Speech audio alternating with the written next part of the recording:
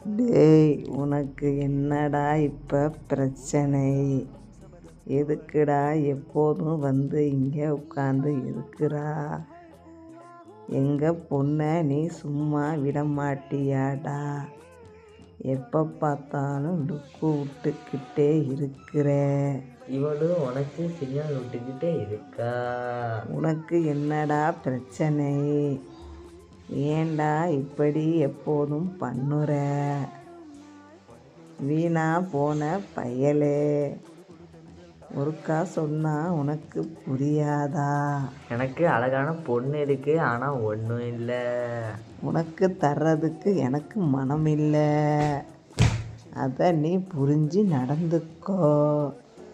இடத்த காலி பண்ணி நடைய கட்டுடா என் மன்மத ராசா.